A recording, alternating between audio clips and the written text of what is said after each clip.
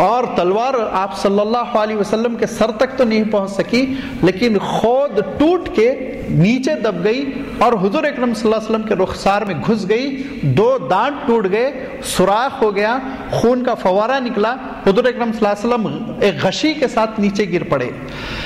2 صحابی وہ دونوں اٹھاتے ہیں حضور اکرم صلی اللہ علیہ وسلم کو، اور اٹھاتے اٹھاتے حضور اکرم صلی اللہ علیہ وسلم کے کان میں ایک صحابی یہ کہتے ہیں، اے اللہ کے رسول ان کو بددعا تو دیجئے، ذرا بددعا دیجئے، بہت حد سے زیادہ یہ لوگ زیادتی کر چکے ہیں، دن بھر کی جنگ سے تھکا مارا ایک شخص، آپ اندازہ کیجئے صبح سے لڑائی ہو رہی ہے اور خون کا میدان ہے، گرم ہو رہا ہے اور زخمی، ایسا زخم کہ خون بہتا چلا جا رہا ہے، آنکھوں تلے اندھیرا چھا رہا ہے۔ اب حضور اکرم صلی اللہ علیہ وسلم کے کان میں کہا گیا کہ 20 لوگ شہید ہو چکے ہیں، آپ ذرا دشمن کو بددعا دیجئے۔ اور حضور اکرم صلی اللہ علیہ وسلم نے بددعا دینے کے لیے یا جملہ کہنے کے لیے ہونٹ چلائے تو شاید فرشتے بھی قلم لیے بیٹھے ہوں گے کہ اب کیا بددعا ہوگی اور کیا عذاب اللہ کا اس قوم پر آنے والا ہے، لیکن حضور اکرم صلی اللہ علیہ وسلم نے کیا فرمایا؟ حضور اکرم صلی اللہ علیہ وسلم نے فرمایا، اللہم اغفر لقومی فانہم لا یعلمون، اے اللہ آپ ان کو معاف کر دیجئے، یہ نادان ہیں، ان کو معلوم نہیں نبی کس کو کہتے ہیں، رسول کس کو کہتے ہیں، مقام رسالت کیا ہے، یہ نادانوں کو نہیں معلوم، انہوں نے مجھے بھی زخمی کر دیا۔ کیف افلح قوم ادموا وجہ النبی صلی اللہ علیہ وسلم، کہا کہ وہ قوم کیسے کامیاب ہو سکتی ہے جو نبی کے چہرے کو بھی خون آلود کر دے، بس اتنا ہی کہا اللہ کے رسول صلی اللہ علیہ وسلم نے۔ یہ اخلاق کی نرمی، اپنے آپ پر قابو رکھنا، ایسی ایمرجنسی میں بھی کوئی سخت بات نہ کرنا، اس کی کوئی اگزامپل تاریخ میں آپ لا سکتے ہیں؟ اور یہ نہیں، اللہ تعالیٰ قرآن مجید میں ارشاد فرماتا ہے، لو کنت فظا غلیظ القلب لانفضوا من حولک، اے نبی اگر آپ ترشرو ہوتے، سخت بات بولنے والے ہوتے، جھگڑا کرنے والے ہوتے، دل کے سخت اگر آپ ہوتے، لانفضوا من حولک، جتنے آپ کے اطراف و اکناف لوگ جمع ہے سب چھٹ گئے ہوتے، سب چھٹ گئے ہوتے۔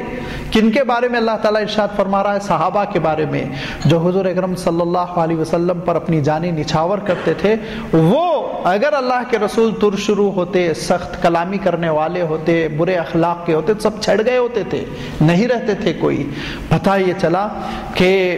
دعوت کے لیے تو اخلاق کی نرمی انتہائی ضروری ہے، انتہائی ضروری ہے۔ اور اس کا آخری اشارہ کرتے ہوئے میں گفتگو آگے بڑھاؤں کہ آپ سب جانتے ہیں حضرت موسیٰ علیہ السلام سے جب اللہ تعالیٰ نے کہا ذرا فرعون کے پاس جاؤ، بہت آپے سے باہر ہو گیا، بچوں کو کاٹ کاٹ کے پھینک رہا، مرغیوں کی طرح ذبح کر کے، ماؤں کی گود سے بچوں کو لے کر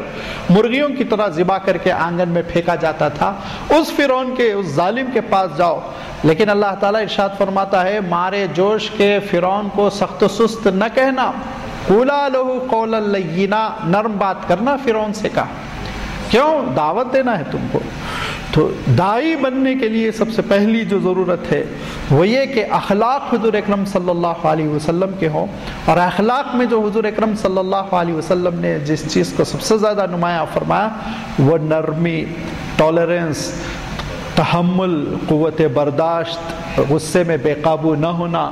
بے قابو ہو کر کوئی ایسا قدم نہ اٹھانا جس کا نقصان ہو۔ یہ اس کی حضور اکرم صلی اللہ علیہ وسلم نے عملی تربیت فرمائی۔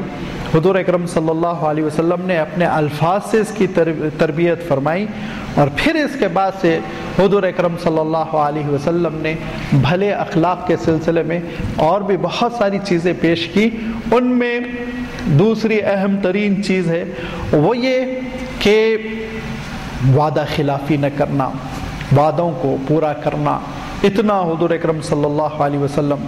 وعدوں کا پاس و لحاظ رکھتے تھے کہ ابو داؤد میں ایک روایت ہے کہ ایک سفر ہو رہا ہے حضور اکرم صلی اللہ علیہ وسلم کا، اور ابھی نبوت سے اللہ کے رسول صلی اللہ علیہ وسلم کو نہیں نوازا گیا، نبوت سے پہلے کا واقعہ ہے، اور اس سفر میں قافلہ ایک جگہ ٹھہرا ہوا ہے، ایک صاحب آتے ہیں، کچھ سامان دیکھتے ہیں حضور اکرم صلی اللہ علیہ وسلم کا، اور ایگریمنٹ کرتے ہیں ٹھیک ہے میں آ کے خرید لوں گا، میں جا رہا ہوں، پیسوں کا بندوبست کروں گا۔ اس زمانے میں یہ کیش کرنسی اور آج کے جیسے کارڈز وغیرہ چلا نہیں کرتے تھے، سونے سے یا چاندی سے مبادلہ ہوتا تھا، لہذا وہ صاحب انتظام کرنے گئے، گئے ان کو انتظامات میں، حالات میں ایسا وقت گزرا کہ صبح سے شام ہو گئی، رات ہو گئی، رات گزری، دوسرا دن گزرا، وہ بیچارے اپنے کاموں میں لگے رہے، یہاں تک کہ تیسرا دن آیا تو ان کو خیال آیا کہ وہ قافلہ ٹھہرا تھا، میں جا کے چیک کر لوں، ہو سکتا ہے وہ وہاں ہو تو میں اپنی چیز خرید لوں۔ 3 دن کے بعد وہ پہنچتے ہیں تو دیکھتے ہیں حضور اکرم صلی اللہ علیہ وسلم پورے قافلے کو روکے ہوئے ٹھہرے ہوئے ہیں۔ انہوں نے کہا آپ لوگ آگے نہیں بڑھے؟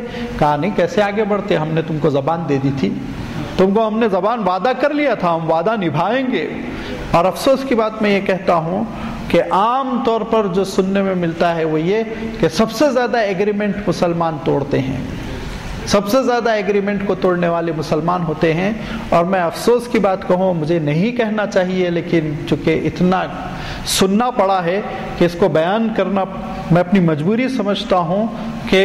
لوگ کہتے ہیں کہ کسی غیر سے ایگریمنٹ کر لو، وہ ضرور اس کو باقی رکھے گا، برقرار رہے گا، مسلمان سے نہ کرو، کہتے ہیں، اپنے لوگ کہتے ہیں۔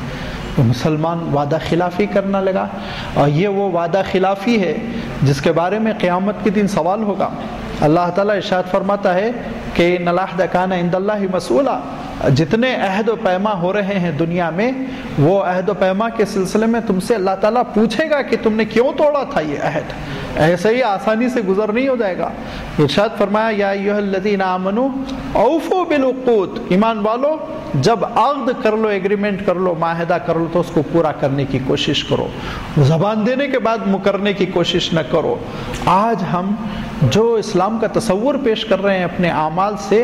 وہ کہیں ایسا تو نہیں کہ اسلام کو بدنام ہی کر دے وہ تصور؟ معاہدے توڑنا اور وعدہ خلافی کرنا اور پکا معاہدہ کر لینے کے بعد، اور بسا اوقات قانونی طور پر کچھ اس کو رجسٹری کرا لینے کے بعد دوبارہ مکر جانا چند پیسوں کے عوض، چند ٹکوں کے عوض۔ سوچئے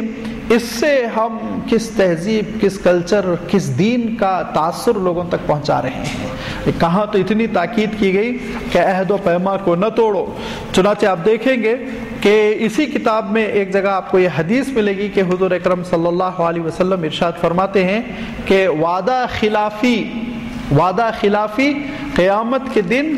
ایک جھنڈے، ایک فلیگ کی شکل میں انسان کے پیچھے لگا دی جائے گی، جس میں لکھا ہوا ہوگا غدار، وعدہ توڑنے والا، وعدہ خلافی کرنے والا۔ وہ فلیگ کو لے کر وہ آگے بڑھے گا، جہاں جائے گا سب لوگ دیکھیں گے کہ یہ صاحب دنیا میں یہ کرتوت کرتے تھے، لہذا انسان کا کیا تصور قیامت کے دن وعدہ خلافی پیش کرے گی۔ حضور اکرم صلی اللہ علیہ وسلم تاکید فرماتے تھے کہ وعدہ خلافی نہ کرو، لوگوں کے وعدوں پر تم قائم رہنے کی کوشش کرو، لوگوں کے ساتھ جو زبان دیتے تو اس کو نبھانے کی کوشش کرو، اس سے تم اسلام کا ایک اچھا تصور پیش کرو گے، ایک اچھے داعی بن سکو گے۔ حضور اکرم صلی اللہ علیہ وسلم اچھے اخلاق میں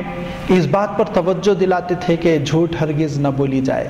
بات میں، اپنی گفتگو میں جھوٹ کی ملاوٹ نہ کی جائے۔ اور جیسے میں کل بھی آپ کی خدمت میں یہ بات رکھ چکا ہوں کہ اسلام کا مزاج یہ ہے کہ جو برائی وہ بڑے درجے میں برائی ہوتی ہے تو اس کا چھوٹا درجہ بھی، انیشیل اسٹیج بھی حرام کر دیا جاتا ہے۔ تو آپ صلی اللہ علیہ وسلم جھوٹ چونکہ ایک بہت بڑی برائی ہے تو حضور اکرم صلی اللہ علیہ وسلم نے فرمایا کہ کسی شخص کے جھوٹا ہونے کے لیے یہ کافی ہے کہ لطیفے میں جھوٹ بولے، لطیفہ بنانے کے لیے جھوٹ بول رہا ہے تو فرمایا یہ اس کے جھوٹا ہونے کے لیے کافی ہے، جھوٹا ہے وہ۔ ہنسی مذاق میں بھی فرمایا جھوٹ نہ بولو، جھوٹ کی عادت ہی نہ ڈالو، سچ بولنے کی عادت ڈالو۔ فرمایا یاد رکھو ایک انسان جھوٹ بولتا ہے تو اس جھوٹ کو نبھانے کے لیے پھر جھوٹ بولنا پڑتا ہے، اور پھر وہ اس دوسری جھوٹ کو نبھانے کے لیے 10 اور جھوٹ بولنا پڑتا ہے، یہاں تک کہ یکتب عند اللہ کذابا، اللہ کے پاس اس کا نام کذاب پڑ جاتا ہے، کذاب لکھ دیا جاتا ہے۔ فرمایا اور ایک شخص سچائی پر جم جاتا ہے، سچ بولتا ہے اور جھوٹ کی ملاوٹ کبھی نہیں ہونے دیتا، سختی کے ساتھ عمل پیرا رہتا ہے، حتی یکتب عند اللہ صدیقہ، اللہ کے پاس وہ صدیق قرار دیا جاتا ہے اور اس کو صدیق لکھ دیا جاتا ہے. اور فرمایا یاد رکھو ان الصدق یہدی الی الجنہ، صدق سچائی جنت کی جانب لے جاتی ہے، وان الکذب یہدی الی النار، اور جھوٹ انسان کو جہنم کی طرف پہنچا دیتی ہے. لہذا حضور اکرم صلی اللہ علیہ وسلم جھوٹ سے بچنے کی تاکید فرمایا کرتے تھے. حضور اکرم صلی اللہ علیہ وسلم اس بات کی تاکید فرمایا کرتے تھے کہ اپنے نگاہوں پر قابو رکھو، بدنگاہی نہ کرو اور غیر غلط چیزوں کو نہ دیکھو. حضور اکرم صلی اللہ علیہ وسلم ہمیشہ اپنی نگاہ نیچے ہی رکھا کرتے تھے. صحابہ کو حکم دیتے تھے نگاہ نیچے رکھیں، کیونکہ اللہ تعالیٰ کا حکم تھا کہ قل للمؤمنین یغضوا من ابصارہم، کہ مومنوں سے آپ کہہ دیجئے کہ وہ نگاہوں کو قابو میں رکھیں، غلط بدنگاہی نہ کریں، غلط چیزیں نہ دیکھیں. اب اس کے بعد سے جب انسان اپنی نگاہوں پر قابو رکھتا ہے تو اس انسان کا سوسائٹی میں جو تعارف ہوتا ہے وہ باوقار باکردار انسان کی حیثیت سے لوگ اس کا احترام کرتے ہیں اور لوگ اس کی عزت کرتے ہیں اور اس کے بارے میں تصور کرتے ہیں کہ جب یہ دیکھنے میں احتیاط کرتا ہے تو اس کے معاملات میں کتنی احتیاط ہوگی. صحابہ کا عالم یہ تھا کہ وہ گزر جاتے تھے اور دائیں اور بائیں کیا ہوا ان کو خبر نہیں ہوتی تھی، کیونکہ ان کے ذہنوں میں اللہ تعالیٰ کا یہ حکم رہتا تھا کہ بامراد نیک کامیاب مومن وہ ہے الذین هم عن اللغو معرضون، جو لایانی چیزوں سے اجتناب کرتے ہوئے غیر ضروری، بلکہ اگر آپ اجازت دے تو کہوں بیہودہ قسم کی چیزیں جو روڈ پر ہوتی رہتی ہیں ان سے وہ اجتناب کرتے ہوئے بہت ہی وقار کے ساتھ گزر جاتے ہیں. یہ حضور اکرم صلی اللہ علیہ وسلم اپنے اخلاق میں اس کی بھی تاکید کیا کرتے تھے. حضور اکرم صلی اللہ علیہ وسلم اپنے اخلاق میں عملی طور پر جن چیزوں کو برتتے تھے اور حضور اکرم صلی اللہ علیہ وسلم جن چیزوں کی تاکید کرتے تھے ان سب چیزوں کو سمجھنا ہو تو پھر خود قرآن مجید کی تلاوت آپ کر لیجئے، کیونکہ آپ آگے کی حدیث میں دیکھیں گے کہ حضرت عائشہ رضی اللہ تعالیٰ عنہ کے پاس ایک وفد گیا اور پوچھا کہ حضور اکرم صلی اللہ علیہ وسلم کے اخلاق کیا تھے آپ بتائیے. تو حضرت عائشہ رضی اللہ تعالیٰ عنہ فرماتی ہیں کہ تم لوگ قرآن نہیں پڑھتے ہو کیا؟ تم لوگ قرآن نہیں پڑھتے ہو؟ تو کہا کہ قرآن تو پڑھتے ہیں. قالت الیس تقرأ القرآن؟ قال قلت بلا. قالت فإن خلق نبی اللہ صلی اللہ علیہ وسلم القرآن، نبی کے اخلاق تو قرآن تھے. قرآن مجید میں آپ دیکھیں گے کہ اللہ تعالیٰ نے غیبت کے سلسلے میں، اللہ تعالیٰ نے الزام لگانے کے سلسلے میں، چغل خوری کے سلسلے میں، اللہ تعالیٰ نے جھوٹ بولنے کے سلسلے میں، اللہ تعالیٰ نے بدنگاہی کے سلسلے میں، اللہ تعالیٰ نے بے حیائی کے سلسلے میں، اللہ تعالیٰ نے طیش میں آنے کے سلسلے میں، اللہ تعالیٰ نے بے وفائی کرنے کے سلسلے میں جامع اور دو ٹوک احکام اسی طرح بیان فرمائے جس طرح نماز کے احکام اللہ تعالیٰ نے بیان فرمائے. جیسے رکوع کا تذکرہ ہے، جیسے سجود کا تذکرہ ہے. اس سے آپ اندازہ لگا سکتے ہیں کہ لوگوں کے ساتھ ڈیلنگ کی اہمیت اللہ تعالیٰ کی نگاہوں میں، اسلام کی نگاہوں میں، حضور اکرم صلی اللہ علیہ وسلم کی نگاہوں میں کتنی اہم تھی. اور اتنی اہم تھی کہ آپ اس حدیث سے اس کا اندازہ لگا سکتے ہیں کہ حضور اکرم صلی اللہ علیہ وسلم ارشاد فرماتے ہیں قیامت کے دن اللہ تعالیٰ اپنے حقوق تو معاف کر دے گا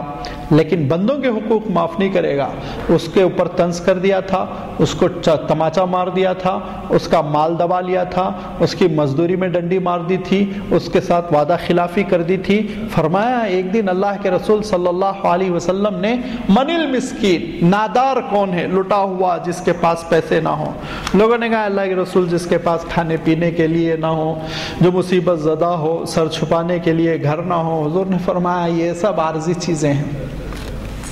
یہ سب چند دنوں کا مسئلہ ہے، یہ دراصل ناداری نہیں ہے. فرمایا نادار، اصل نادار تو وہ ہے کہ خوب نماز پڑھتا تھا، روزے بھی رکھتا تھا اور حج بھی کرتا تھا اور صدقہ بھی دیتا تھا، ٹھیک ٹھاک تھا، نیک تھا، میدان حشر میں کھڑا ہوا ہے، اللہ تعالیٰ کے دربار میں کھڑا ہوا ہے، جنت میں جانے کا فیصلہ ہونے والا ہے کہ ایک صاحب ہاتھ اٹھاتے ہیں اور کہتے ہیں اللہ اس نے میری مزدوری مار کھا لی تھی، ڈنڈی ماری تھی، مجھے پورے پیسے نہیں دیے تھے. تو اللہ تعالیٰ کہے گا اتنی نمازوں کا اجر اس کو دے دو. اتنی نمازوں کا اجر دیا. دوسرے صاحب کھڑے ہو گئے، انہوں نے کہا اللہ تعالیٰ اس نے میری غیبت کر کے مجھے شرمندہ کیا تھا. اللہ تعالیٰ کہے گا